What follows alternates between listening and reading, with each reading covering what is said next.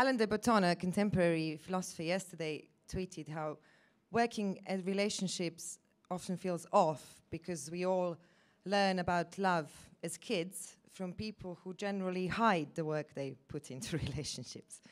And that's probably true. And I have also learned about love from as a kid, mainly from my grandmother. And that's the reason why I still believe in both in love and in fairy tales at this age, but also probably the reason why at this stage I still haven't found my fairy tale ending.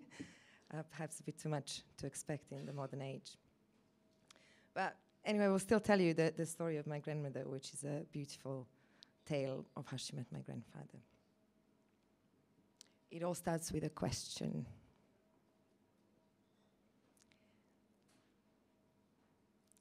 Which one is your grandfather? My grandmother asked, placing an old, frayed, sepia-tinted photograph on the edge of the table in front of me. It was a fine spring morning in Serbia, high spring, mid-May. Wild strawberries were in season, and earlier that day, at the crack of dawn, my sister, my mother and I ventured up the hills above our family home in search of this most fragrant fruit of the forest, equipped with baskets and intent on gathering the entire season's crop for the new batch of jam and slatko. Our excursion concluded successfully, our baskets brimming over with berry joy. Upon our return from the hills, my mother and my sisters went to the kitchen and began sorting the fruit and preparing the pots and jars, while I went to check on my grandmother. To my surprise, she wasn't in her usual spot in the sun in the back garden. I found her instead in the sitting room, rummaging through a pile of photographs taken from a pile of boxes of photographs stored in a large wooden cupboard dedicated solely to this purpose, preserving the pictorial history of the family. I looked at the photo on the table. It showed 5 young men in the uniforms of the then Kingdom of Yugoslavia. I picked it up and turned it over. The caption on the back read, December the 6th, 1934.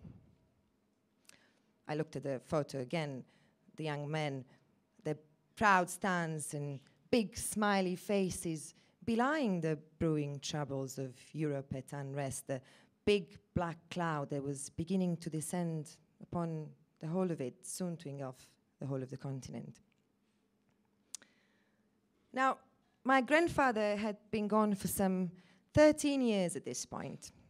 What I remembered of him most was his mild-mannered nature, an impressive, well-groomed moustache, and how he always smelt of pine forest. Later, I learned that this came from a pine cone-shaped bottle of cologne called Pino Silvestre, which my grandmother had kept on her bathroom shelf long after he was gone. According to the family myth, he was a man of few words and many wise actions, such as returning home with an entourage of musicians on the relatively rare occasions when he stayed out late and had a few too many to drink. They would not enter the house. They would instead all stay underneath my grandmother's bedroom window, serenading her until she turned up in the window and smiled. This being the only way to ensure that he would not be punished for his frolics and made to sleep on the floor or in another room. But I never knew of him as a young man. Any one of the men in the picture could have been him, due to the complete absence of the most distinctive feature, the moustache. All of the faces were clean-shaven.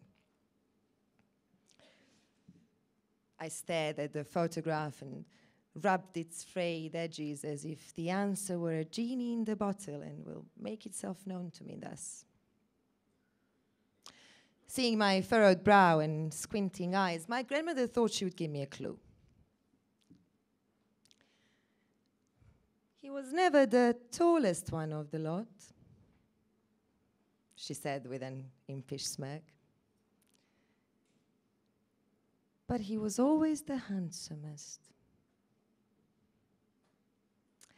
I looked at the young man again, and there it was. The biggest smile and the warmest dark eyes belonged to the shortest one of the young soldiers, my grandfather, no doubt.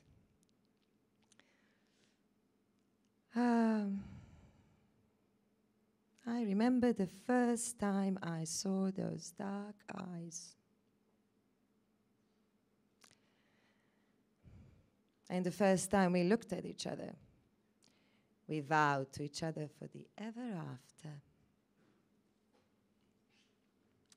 Now, being old enough at this point to have had my own share of a little love and a little heartbreak, and young enough not to be cynical about any of it in the slightest, I still said to my grandmother, "Oh, come on, Grandma, surely it takes more than one look to make a vow for life."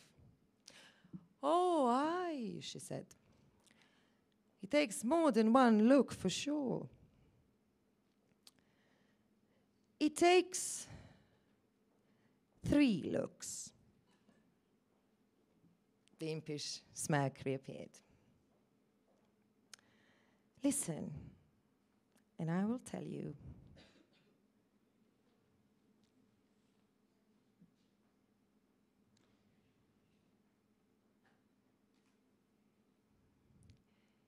It was around St. Peter's Day, early in July, some years before we moved to the town, and the haymaking season was well underway. Mid-morning that day, us women, having prepared the baskets with food, made our way to a nearby meadow where a group of men were working hard since dawn, mowing the grass with scythes. Your grandfather was among them. As we reached the meadow, we found a nice spot in the shade of a plum tree, laid out the provisions, and sat watching the mowers finish off their morning's work. There were lots of young men there and a few older ones, the eldest leading the group as they sway their sides in rhythmic motion from right to left, making neat rows of freshly cut grass along the mowing edge of the meadow. At some point, they stopped to sharpen their blades. And that's when it happened. A ray of sunshine blazed off of a raised blade of a scythe, like a falling star, and a man's arm caught it. I looked at your grandfather, and he looked at me. And a butterfly danced and fluttered around my heart, and I swear to God it burst straight out of that tight white blouse I was wearing at that yellow embroidered by my own hand and flew up into the heavens.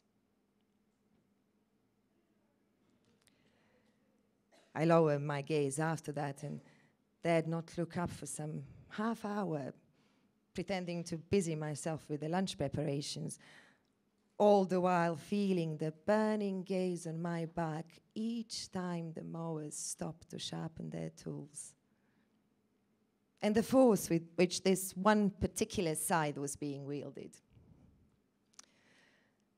I'm telling you, if a scything contest was to be held that day, your grandfather would have won hands down. Not long after, the men ceased their work, they cleaned their tools and rested them by the trees at the edge of the meadow, then sat down to lunch. We all ate and talked together, but I kept my head low.